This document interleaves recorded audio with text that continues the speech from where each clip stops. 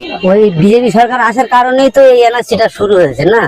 এনআরসিটা যখন শুরু হয়েছে তখন তো আর যারা বেআইনি ভাবে তো একটা দেশে থাকা যায় না। গরিব মানুষ এসেছিলাম, এখানে পেটের দায়, এখন থাকতে পারি, চলে যাচ্ছে। আচ্ছা, এই বাংলাদেশ থেকে কবে এসেছিলেন?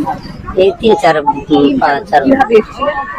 এসছিলাম, এমনি চলে এসছিলাম, কাউকে ধরে না, এমনি পার হয়ে চলে এসছিলাম লোকেদের। সেটা কিছু এইদিকে কোথায় ধামাখালি না কি, এইদিকে এইদিকে এগুলো নদী পার হয়ে এসেছিলেন? আচ্ছা, পরিবারের কতজন ছিলেন আপনারা? এই তো আমাদের সবাই চলে এসেছিলেন। এখানে কি করতেন? আমি ওই রাজমিস্ত্রি কাজ করতাম, রাজমিস্ত্রি কাজ করতেন। আর ডকুমেন্টস, লক্ষ্মীর ভান্ডার, সুযোগ সুবিধা এইগুলো আমাদের। কেউ পেতেন না? আচ্ছা, আর এই যে ভোটার কার্ড ছিল? ভোটার কার্ড আমাদের ছিল, কিন্তু ওইগুলো এবার কাজ হয়নি। আচ্ছা, এই এসআইআর এর নাম্বার দিয়েছে? দিয়েছিলাম, ও আসেনি ওসব। না, আমি না, আমাদেরও সব কিছু হয়নি। এটা বানিয়েছিলেন কিভাবে ভোটার কার্ড? ওইটা যে জায়গায় যে এলাকায় যে ছিলাম সেই এলাকার লোক বলতো যে তোমরা বাংলাদেশি লোক, এখানে বিনা সবুজে থাকলে তোমাদের ধরে মারধর করবে, তেড়িয়ে দেবে, তা তোমরা এটা একটা কিছু করে নাও। তো তার করে দাও বলে আর দিইনি।